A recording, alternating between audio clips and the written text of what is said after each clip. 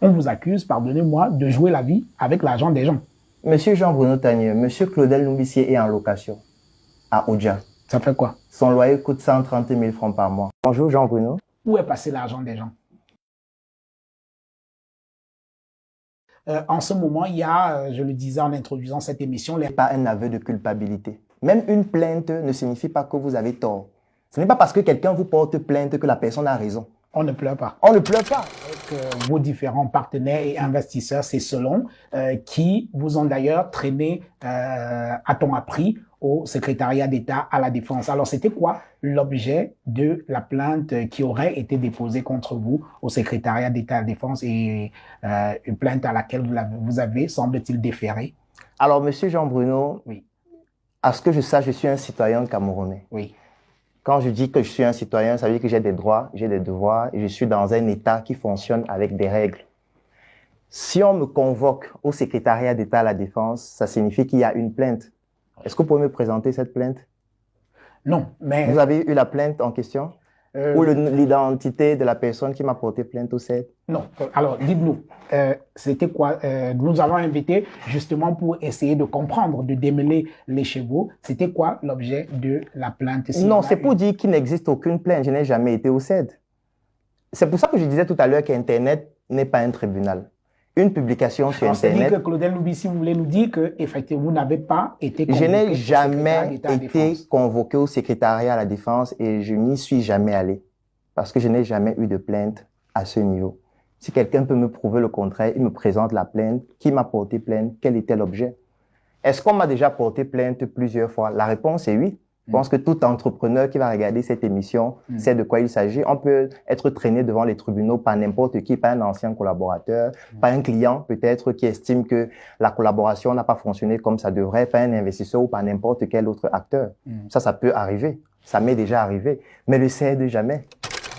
Alors, et nous avons également appris, on va essayer de comprendre, hein, savoir ce qui est vrai, ce qui est faux. Oui. C'est pour ça que vous êtes là et merci d'avoir accepté notre invitation. Vos comptes, a-t-on appris, ont été saisis, notamment celui de Afriland. Là également, c'est faux, c'est vrai? Alors là, je vais vous présenter un document qui va certainement beaucoup vous intéresser. Voilà le document.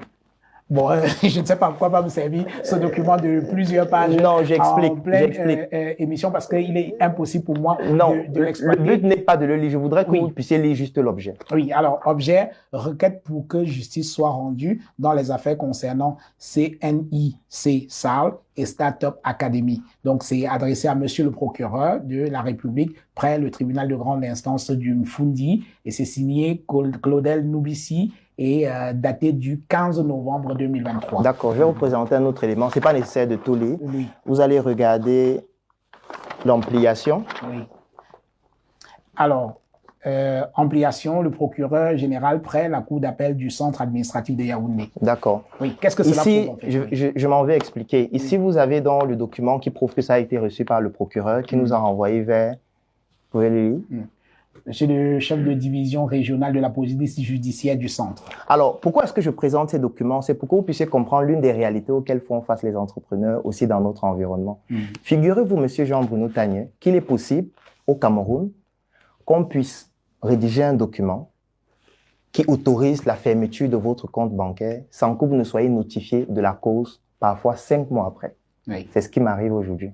C'est-à-dire que vous avez votre compte Afriland a été fermé, bloqué, sans que vous soyez notifié. Jusqu'à aujourd'hui, jusqu'au moment où nous sommes en train de réaliser cette émission. Raison pour laquelle j'ai rédigé donc cette requête que j'ai adressée au procureur de la République pour lui expliquer l'état des lieux, les conséquences que cela entraîne dans notre entreprise et le fait que jusqu'à aujourd'hui, je ne suis pas notifié. Ça veut dire que je ne sais pas pourquoi mon compte est bloqué.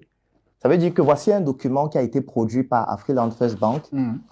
Je tiens à préciser que c'est moi qui publie ce document à l'attention de nos investisseurs et de nos actionnaires parce que j'ai réalisé une vidéo. Vous l'avez dit que vous comptez Oui, bien sûr, parce que mes patrons, ce sont mes investisseurs. Mes patrons, ce sont mes actionnaires.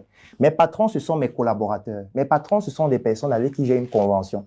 Je n'ai pas de compte à rendre aux faux profils sur Internet, aux lanceurs d'alerte avec tout le respect que j'ai pour eux. Ça veut dire que lorsque je rencontre une difficulté dans l'une de nos entreprises, je rends compte à mes patrons. Alors, est-ce que justement, vous avez rendu compte à vos patrons qui sont vos investisseurs, tous ceux qui ont pris des parts dans vos différentes entreprises? Parce que ce sont eux qui se plaignent quand même. C'est ce que je suis en train d'expliquer. Ça veut dire que j'ai réalisé une vidéo qui fait pratiquement 2h30, qui était adressée à nos investisseurs et à nos actionnaires. Vidéo dans laquelle je leur présente les difficultés, les challenges auxquels l'entreprise fait face. Et parmi ces difficultés, je leur ai donc présenté ce document, en leur disant, en fait, notre compte est bloqué pour une procédure judiciaire dont je n'ai jamais été notifié jusqu'à ce jour. Et comme je n'ai pas été notifié, parce que même la banque ne m'a pas notifié, si les gens qui nous suivent en ligne ont la bonne mémoire, il y a un jour où j'ai effectué une publication sur ma page Facebook en disant que je vais publier un document qui va affliger la banque Afriland First Bank. Parce qu'en fait, je vous précise le contexte. Moi, je travaille uniquement en ligne parce que je me déplace beaucoup. Ce qui fait que même mon compte bancaire, je travaille en ligne pour pouvoir effectuer que ce soit des virements à nos différents actionnaires, investisseurs ou alors à des partenaires, des fournisseurs, ainsi de suite. Un jour, j'essaye d'effectuer un virement, ça ne passe pas. J'essaye une deuxième fois, ça ne passe pas. Je me dis peut-être il y a un problème technique en ligne. Je me rends dans un guichet avec le chéquier de l'entreprise, ça ne passe pas. Je contacte mon gestionnaire, je lui fais comprendre que mais attends, il y a un problème avec mon compte. On me dit que mon compte est bloqué, je ne sais pas de quoi il s'agit parce qu'on met une erreur. Le gestionnaire me fait comprendre qu'en fait, oui, il y a un problème sur le compte, il est bloqué. Il faudrait que je me rende au niveau de la direction juridique. Sauf que je ne suis pas présent physiquement. Et je leur dis, OK, est-ce que c'est possible de me donner l'information, peut-être par mail, ou alors vous pouvez m'envoyer un courrier, même s'il est scellé, pour que mes équipes ou alors la direction juridique de l'entreprise puissent savoir de quoi il s'agit. Ils me disent, non, il faut que je sois là physiquement. Sinon, on ne peut pas me donner l'information. Je dis, mais attends. Moi, j'ai souscrit dans votre banque, j'ai ouvert un compte parce que je savais que je pouvais me déplacer et gérer les transactions à distance. Vous avez toutes les informations sur moi. Vous avez les informations sur la localisation de notre entreprise. Nous sommes ici depuis plus de 3 ans. Vous avez mon adresse email, vous avez toutes mes informations. Vous pouvez me dire de quoi il s'agit. Ils disent que non, si vous n'êtes pas là physiquement, ça ne marche pas. J'envoie notre conseil juridique, même avec une procuration. Jusque-là, ça ne passe pas. Donc, je menaçais donc de publier sur Internet en disant que, mais attends, c'est une banque qui n'est pas sérieuse. C'est là où donc il y a plusieurs responsables de la banque qui m'ont contacté, qui m'ont dissuadé de le faire et je ne l'ai pas fait. Et ils ont donc autorisé que notre conseil puisse venir avec une nouvelle procuration afin de pouvoir obtenir les informations. C'est à ce moment donné donc que je reçois ce document qui explique pourquoi le compte est bloqué pour une procédure judiciaire dont je ne suis pas notifié jusqu'à aujourd'hui. Et c'est parce que je ne suis pas notifié que je fais donc une requête au procureur de la République pour lui dire, monsieur le procureur, comment ça se fait que mon compte soit bloqué pour une procédure que je ne connais pas? Parce que lorsqu'on reçoit, si par exemple vous avez une plainte, moi quand on m'envoie une plainte, on vient déposer à mon bureau parce que tout le monde sait que je suis situé. Donc, on vient, on me dépose une plainte, on a un conseil juridique qui fait le travail. S'il faut se présenter pour des déclarations, on y va, on fait ce qu'il y a à faire. S'il y a des arrangements à faire, on fait des arrangements. S'il y a des remboursements à faire, on le fait. Alors, mais sauf que là, jusqu'à présent, ce n'est pas fait. Alors,